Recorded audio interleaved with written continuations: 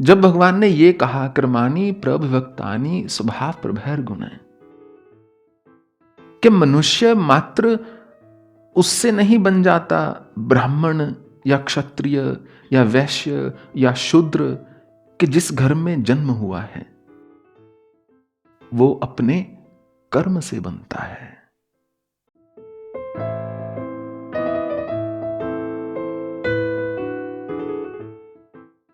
नवम अध्याय पर हम चल रहे हैं श्रीमद् भगवद गीता के, जिसमें कि भगवान ने राज विद्या, राजगुह्य योग की संज्ञा दी है, जिसको भगवान ने कि ये परम गोपनीय ज्ञान है।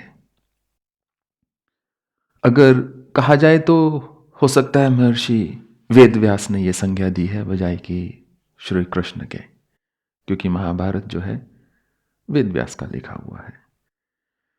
तो कल हमने जाना कि भगवान ने कहा कि जो मुझे समर्पित है उसके लिए योग और क्षेम मैं दोनों करता हूं। जो मुझे समर्पित है वो शुभ अशुभ सब प्रकार के फलों के बंधन से जो है मुक्त हो जाता है। कि संन्यास योग युक्त आत्मा विमुक्तो माम पश्यसि, ऐसा सन्यासी, ऐसी आत्मा जो संन्यास योग से युक्त हो जाती है, फिर मुझे ही प्राप्त करती है, मुझे में वो प्रविष्ट कर जाती है। समोहम सर्वभूतेषु नामिद्वश्वस्ति न प्रिया, ये भजन्ति तु मां भक्त्या मयि तेषु चाप्यहम्। समोहम सर्वभूतेषु, कौन्तेय मैं सब में सम रूप से विराजमान हूं। समोहम सर्वभूतेषु अर्थात सब व्यक्ति, सब जीव, सब प्राणी मेरे लिए समान है, सम है। ना में द्वेष अस्ति ना प्रिया, ना मेरा किसी से द्वेष है, ना ही मेरा कोई विशेष रूप से प्रिय है। हां, इतना आवश्यक है, ये भजन्ति तु मां भक्त्या मयि तेषु चाप्यहम्। जो मुझे प्रीति से भजते हैं वो फिर मेरे जैसे ही हो जाते हैं, मैं उनके जैसा हो जाता हूं। वो मुझे धारण कर लेते हैं, मैं उन्हें धारण कर लेता हूं। उसके अतिरिक्त या तो भगवान के कहने का अर्थ है, या तो कोई साधक, कोई व्यक्ति ईश्वर है या वो भगवान के लिए सम है। ऐसा नहीं कि ईश्वर का प्रकोप हुआ और उन्होंने किसी को सजा देनी शुरू कर दी।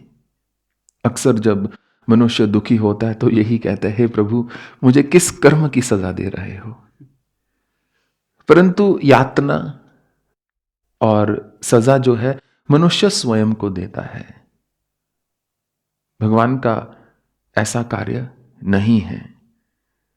कल उन्होंने कहा था मैं साक्षी हूं, सब चीज में विद्यमान हूं और जो भी घटित हो रहा है उसको मात्र मैं ऐसा बिना किसी पक्ष को धारण किए हुए मात्र उसको देखता हूं। तो इसलिए श्री कृष्ण ने कहा कि ना तो मेरा कोई प्रिय है, ना ही मेरा किसी से द्वेष है। एक बार मैंने एक इंटरव्यू सुनी, थोड़ी सी सुनी थी, 5-7 मिनट की, शायद इतनी भी नहीं, बट 5 मिनट की तो सुनी होगी शायद। एक कवि हुए हैं कुमार विश्वास, आई थिंक काफी प्रसिद्ध हैं, और वो किसी को बता रहे थे उस इंटरव्यू में कि समाज चाहता है जो कवि है, जो लेखक है, जो शायर है, वो सुबह जो है अपना सूट बूट टाई लगा के वो काम पे चला जाए, सारा दिन एक सामान्य व्यक्ति की तरह काम करे और शाम को फिर घर पे आए और अपना कुर्ता पजामा डालकर सुंदर कविताएं लिखनी शुरू कर दे। उसने कहा कवि ऐसे नहीं कर सकता। कविता जो है, जो कुछ भी सकारात्मक होता है, क्रिएटिव होता है, वो अंतःकरण की गहराइयों से उतरता है। एक कवि से हम ऐसा जो है आकांक्षा नहीं रख सकते कि वो समाज में सामाजिक व्यक्ति की भांति जिए। एक कवि जो है कवि की भांति जिएगा। ठीक वैसे ही जब कोई व्यक्ति किसी अवस्था को प्राप्त हो जाता है तो चाहे प्रेमवश, चाहे अपने भाववश, दूसरे मनुष्य चाहते हैं कि ये हमारी ही तरह व्यवहार करे, हमारी ही तरह दिवाली पर पटाखे छोड़े, नाचे कूदे जोर से, कि नहीं हमारी तरह पर रात को 12 बजे तक जागकर हैप्पी न्यू ईयर और वो सब करे। कितनी दूर से आए हैं, 3-4 घंटे आज की रात तो जाग सकते थे, पर वो संभव नहीं, क्योंकि हर जीव की संरचना थोड़ी भिन्न होती है। और जब आप मानसिक स्वरूप से, आध्यात्मिक स्वरूप से किसी एक अवस्था में पहुंच जाते हो, फिर आप समाज में समाज की भांति तो चल नहीं सकते। अगर चल सकते होते तो उस अवस्था में जाते ही क्यों? अगर चल सकते होते तो ऐसा रास्ता चुनते ही क्यों? अगर कोई सोचे कि जो जितने भी यहां मान लीजिए सन्यासी हैं, वो भी खूब मिश्री में गुड़ की तरह और जल में मिश्री की तरह घुल के वैसे ही सब हर समय हंस हंस के बात करें, हर समय इधर उधर की बात करें, गॉसिपिंग करें, वो संभव नहीं है। कभी कभी तो हो सकता है जब उनका मन करे, हर समय नहीं हो सकता जब आपका मन करे। कहने का अर्थ है कि जैसे जैसे हम भक्ति के पथ पर अग्रसर होते हैं, वैसे वैसे भीतर से परिवर्तन होता चला जाता है। उस परिवर्तन के अंतर्गत आपका जीवन जीने का ढंग, सोचने का ढंग, कार्य करने की शैली, कुछ भी चीज को धारण करने की, ग्रहण करने की पद्धति, सब कुछ बदलती चली जाती है। तो इसीलिए सबसे श्रेयस्कर होता है कि जब एक व्यक्ति समर्पित हो गया और एक पथ पर चल पड़ा, कि वो अपने आप को एक बार बहने का अवसर दे। हर समय यदि स्वयं को थाम के रखेगा तो फिर ना इधर का ना उधर का, फिर ना संसार का हुआ पूरी तरह, ना पूरी तरह संसार के जो नियंता हैं उनका हुआ। फिर वो जीवन पर्यंत दुविधा में ही बिता देगा।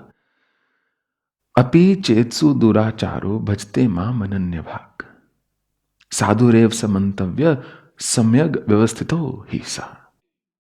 कि अच्छे लोगों की बात छोड़ो, भगवान ने कहा जो दुराचारी भी है, अपि चेत्सु दुराचारो भजते माम अनन्य भाग, जो अनन्य रूप से मेरा स्मरण करता हुआ, मेरी भक्ति करता हुआ कोई दुराचारी भी है, अपने आचरण से जो परेशान हो वो दुराचारी हो गया।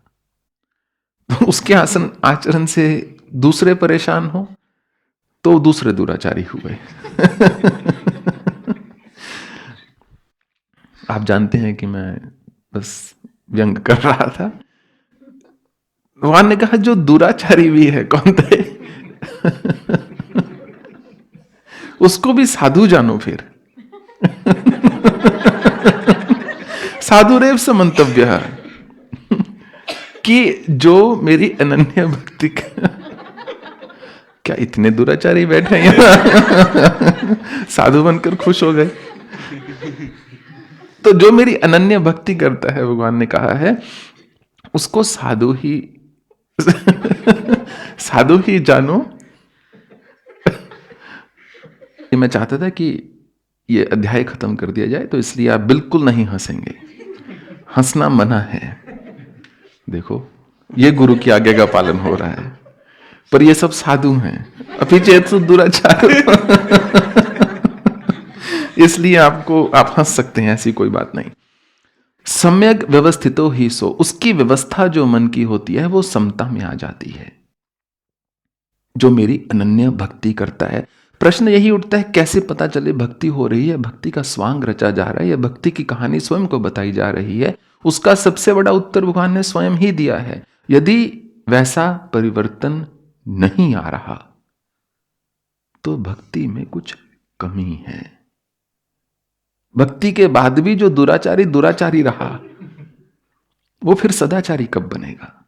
कब उसका आचरण बदलेगा? कब वो सदाचारी से ब्रह्मचारी होगा? जब तक नहीं आ रहा भावना में परिवर्तन, तब तक कहीं कमी है। हां, इतना भी जरूर है कि परिवर्तन एक ही दिन में, एक ही रात में, एक ही पल में नहीं आता। परिवर्तन का बोध हो जाता है, इच्छा जागृत हो जाती है मन में कि मुझे कैसा बनना है, परंतु जो परिवर्तन होता है वो शनय शनय उत्तरोत्तर धीरे धीरे आता है। और वही परिवर्तन जो है स्थायी होता है। जो क्षणिक आए वो क्षणिक चले वो क्षणिक चले भी जाता है। क्षिप्रम भवति धर्मात्मा शाश्वत शांतिम निगच्छति, कौन्तेय प्रतिजानहि नामे भक्ता प्रणश्यति। मूड से मूड व्यक्ति भी धर्मात्मा हो जाता है। अगर इस पर हंसी आ रही है, अगले वाले सुनना जरा। तो भगवान ने कहा क्षिप्रम भवति धर्मात्मा, मूड से मूड व्यक्ति भी जो है धर्मात्मा हो जाता है। जैसे कि वो अपराध क्षमा स्तोत्र में आता है, शोपाको जलपाको भवति मधुपाकोपम गिरा निरातंको रिंको विहरति चिरम कोटिक न कहे। तो परणे करणे मनुवर्णे विशति फल विदम जन को जानीते जननी जपनीयम जप विधा। कि जो जला कट्ठा भी बोलता है, जो फीका बोलता है, जो रसहीन बोलता है, वो भी एकदम मिठास युक्त उसकी वाणी हो जाती है। रंक भी राजा होकर चिरकाल तक विचरण करता है। इस देखिए एकदम सुनसान जगह पर, जंगल में, कैसी अद्भुत श्री हरि की कृपा है। किसी भी चीज की कोई कमी नहीं, सारी व्यवस्था, सब साधन यहां पर उन्होंने प्रबंध किया हुआ है, एकदम सात्विक दान से, सात्विक धन से। तो वही उनका अर्थ है कहने का कि रंक भी राजा हो जाता है। कि कब भगवान को उठा के कहां से कहां किसको ऐसे रख देते हैं, कोई नहीं कह सकता। कौन्तेय, हे कुंती पुत्र, प्रति जानहि, इसको निश्चित रूप से जान लो, नामे भक्ता प्रणश्यति, मैं अपने भक्त का कभी नाश नहीं होने देता, ऐसा मेरा वचन है। भगवान ने कहा है मैं ऐसे ही बचा कर रखता हूं जैसे मां बालक को बचाती है। हमेशा मां जो है गलतियों को छुपाएगी पिता से, अगर पिता अत्याचारी है तो। कई बार उल्टा भी होता है, परंतु अधिकतर समय ऐसा ही होता है। यह सत्य घटना है। एक वृद्ध व्यक्ति था, प्रतिदिन तैयार होके वो एक हॉस्पिटल में जाता था। एक दिन एक फूलों की दुकान पर रुका और उसने एक बहुत सुंदर फूलों का एक गुलदस्ता बनवाया और उसने उसमें 60 फूल रखवाए। तो दुकानदार ने पूछा कि ये 60 फूल, उसने कहा कि आज हमारी मैरिज एनिवर्सरी है और हमारी शादी को 60 साल हो गए हैं। तो दुकानदार ने कहा, अरे वो तो फिर बहुत खुश हो जाएंगी आपकी पत्नी 60 पुष्प देखकर। उस वृद्ध व्यक्ति ने कहा कि उसको तो मालूम ही नहीं, क्योंकि उसको अल्जाइमर्स की बीमारी है। पिछले 7 वर्षों से वो एक ऐसे एज्ड केयर ऐसे होम में रह रही है और मैं प्रतिदिन जाता हूं उससे मिलने। और प्रतिदिन वो मुझसे पूछती है कि आप कौन हो। उसे कोई स्मृति नहीं मेरी या मेरे साथ बिताए हुए पलों की, 60 साल के। तो दुकानदार ने कहा फिर जाने का क्या लाभ, क्षमा कीजिए, वो जब आपको पहचानते ही नहीं, ये नहीं कि आपने याद करा दिया और उसको याद आ गया, वो जब पहचानती ही नहीं, जब आपको पूरी तरह भूल चुकी है, फिर आप प्रतिदिन जा रहे हैं, आज जो सालगिरह है उसके लिए पुष्प लेकर जा रहे हैं, फूल लेकर जा रहे हैं, उसको तो स्मृति ही नहीं, आपको नहीं लगता ये मात्र आपकी भावना है और उसकी ओर से तो कुछ भी नहीं। तो इस व्यक्ति ने उत्तर दिया कि वो मुझे भूल चुकी है, परंतु मुझे तो याद है ना वो कौन है। उसको स्मरण नहीं, मुझे तो है, इसलिए मैं अपने धर्म का निर्वाह कर रहा हूं, वो अपने धर्म का कर रही है। अगर उसकी जगह मैं होता तो मैं क्या चाहता? क्या मैं चाहता मेरी पत्नी मेरे पास आना बंद कर दे क्योंकि मैं उसे पहचान नहीं पा रहा? तो ठीक वैसे ही हम ईश्वर को समझे ना समझे, कम से कम मन में इतना भाव, इतना सांत्वना, इतना सुख, ये स्मृति रखकर तो होना चाहिए ना कि वो तो समझते ही हैं, जानो सभी के मन की। हम नासमझी कर सकते हैं, मनुष्य मूर्खता कर सकता है, परंतु भगवान तो भगवान ही हैं। और मुझे लगता है वो पर्याप्त है। इतना सा ही ज्ञान मनुष्य को यथामति यथाशक्ति स्मरण रहे तो अपने आप में पर्याप्त है। ये माही पार्थ विपाश्रितये यपि स्वीय पापयोन्यः स्त्रियो वैश्य तथा शूद्रास्त्यपि यान्ति पराम गतिम। एक साइकोलॉजी में टर्म आती है नेगेटिव बायस और द नेगेटिविटी बायस। उसमें क्या होता है कि कोई हमें 100 अच्छी चीजें बोल दे, हमको अच्छा तो लगता ही है, स्तुति कभी भी पर्याप्त नहीं होती, जिसकी जितनी करो वो उतना ज्यादा खुश, और करो वो और खुश। परंतु कोई एक वो व्यक्ति ऐसी नेगेटिव बात बोल दे जो हमें दुखदाई हो, वो नहीं भूली जाती, वही याद रहेगी।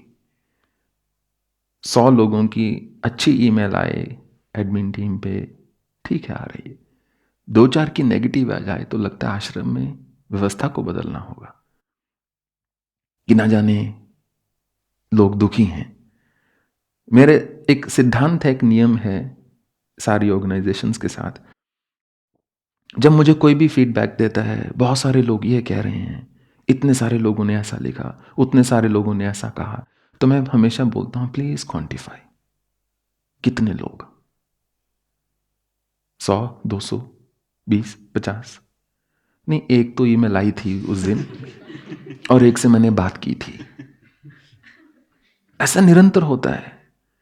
वो गलत नहीं बोल रहे हैं, वो 1-2 याद रह जाती हैं। ऐसा हमेशा होता है।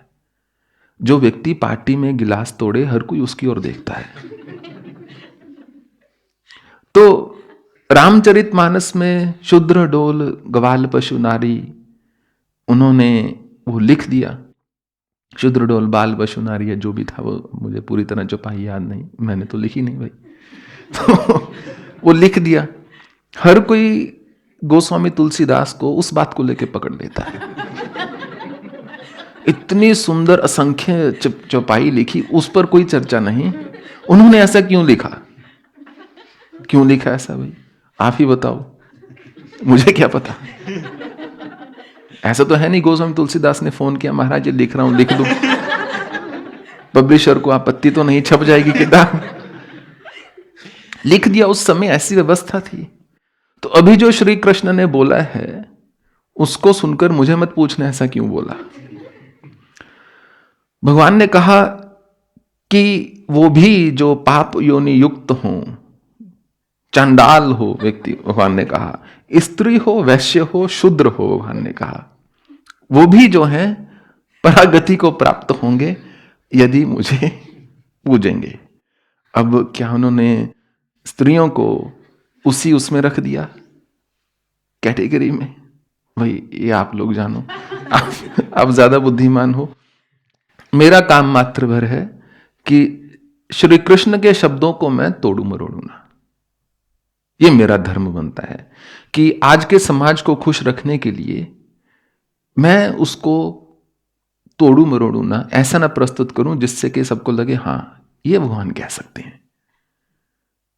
मेरा धर्म है कि जैसा भगवान ने कहा है वैसा ही मैं आपको आगे बताऊं। और कीर्ति श्री वाक्च नारी नाम स्मृति मेधा धृति क्षमा, ऐसा भी श्री कृष्ण ने ही कहा है कि जो स्त्री स्वरूपा है, जो नारी स्वरूपा है, जो शक्ति स्वरूपा है, उसमें कीर्ति, विजय, स्मृति, मेधा, वो मैं स्वयं ही हूं। तो कहीं पर भी भगवान ने ऐसा नहीं कि अनादर किया है, बोल दिया जाए क्योंकि कल को ईमेल्स आनी शुरू हो जाएंगी, पर इवेंट खत्म है, जय माता दी, कोई फर्क नहीं पड़ता।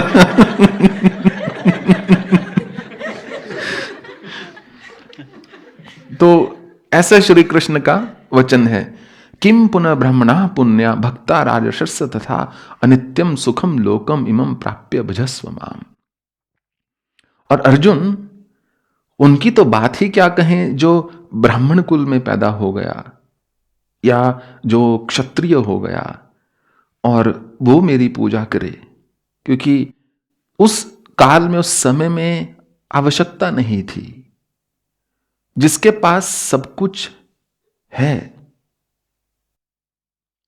उसके लिए बहुत अच्छा भक्त होना, या वो व्यक्ति जिसके पास कुछ है ही नहीं त्यागने के लिए, उसका साधु हो जाना कोई बड़ी बात थोड़े ना है। भरे हुए हमारे तीर्थ स्थलों में, अगर आप जाएंगे, भरे हुए हैं। भंडारे रुपए 50 रुपए इकट्ठे करने हैं, पूड़ी छोले कचौरी इत्यादि उनको खाना है, और शाम को ऐसे भी बहुत से हैं जो उसी पैसों की दारू लेकर पीकर चले जाते हैं। पिताश्री को एक बार हुआ कि मैं इस पथ पर चलूं, हरिद्वार गए और गंगा मैया के तट पर उनको जैसे साधु संत मिले, वो तो 4 ही दिन में घर वापस आ गए। वो सब ऐसे थे कि पिएंगे तो हम पिला देंगे, आप बताइए कहां से पीनी है। वो दंग रह गए। उन्होंने कहा मैं गृहस्थी अच्छा, घर में बैठकर जब गायत्री मंत्र का जप करता हूं, भाव से करता हूं, ऐसा तो नहीं कि दान के पैसे से लेकर दारू पी रहा हूं। ऐसा मेरा कतई कहना नहीं है कि सब संत ऐसा करते हैं, मात्र 1% करते होंगे, वो भी फकीर फक्कड़ लोग हैं। साधु संत तो ऐसा क्या ही करते होंगे, गंगा मैया किनारे बैठ के तो नहीं करते होंगे कम से कम। जब भगवान ने ये कहा कर्माणि प्रभवक्तानि स्वभाव प्रभैर गुण,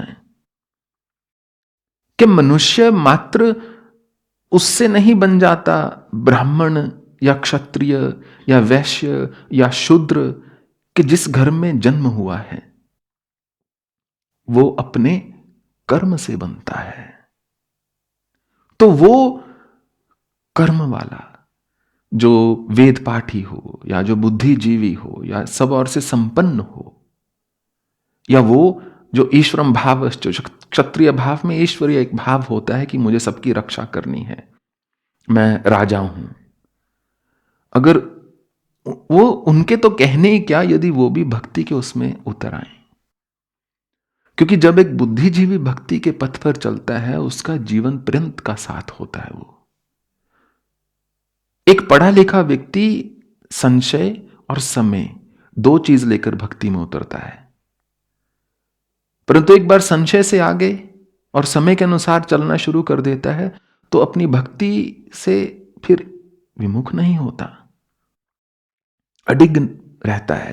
क्योंकि वो इसलिए भक्ति में नहीं उतरा कि किसी ने कहा इस साधु संत को या इस देवी देवता को पूज लो तो सब ठीक हो जाएगा। उसके जीवन में तो सब कुछ ठीक था ही। वो तो सत्यान्वेषी है, सत्य की खोज में वो ईश्वर के या अध्यात्म के मार्ग पर चला है। ठीक वैसे ही जो सब ओर से संपन्न है, जो क्षत्रिय है, जो सब ओर से संपन्न हो गया और जिसमें क्रोध आ गया, वो क्षत्रिय है।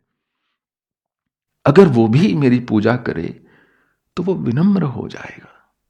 और यदि संपन्न व्यक्ति विनम्र हो जाए तो समाज जो है आदर्श हो जाता है। विनम्रता अपने आप में एक इतना बड़ा गुण है। मन मना, ये अंतिम श्लोक है नवम अध्याय का। मन मना भव मद्भक्तो मद्याजी मां नमस्कुरु, मामे वैश्यसी युक्ते एवं आत्मानम मत्प्रायण।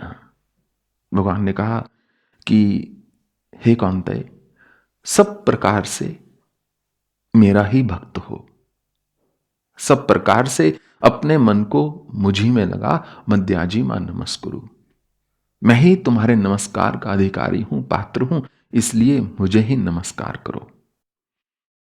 मामे वैश्वसी युक्त, मुझी में युक्त होता हुआ, मुझी में प्रविष्ट करता हुआ, एवं आत्मानम मत्प्रायण, अपनी आत्मा को मेरे प्राण में, अपने चित्त को पूरी तरह मेरे में लगा दे। उससे पहले वाला जो श्लोक था उसमें अनित्यम सुखम लोकम इमं प्राप्य भजस्व माम, ये अनित्य सुखों का घर है ये संसार। कोई भी सुख, शायद यदि किसी को कुछ लिख के लगाना हो अपनी दीवार पर जिसको वो सदा याद रख सके, वो ये याद रखे कि कोई भी सुख यहां पर सदा नहीं रहेगा। इसलिए जिस भी सुख के लिए मनुष्य एक जुड़ जाता है, एक आसक्ति रखता है, बस इतना स्मरण रख ले, फर्क नहीं पड़ता कितनी आसक्ति है, कितना प्रियकर है कोई सुख, ये सदा सदा के लिए नहीं रहेगा, ना ही रह सकता है।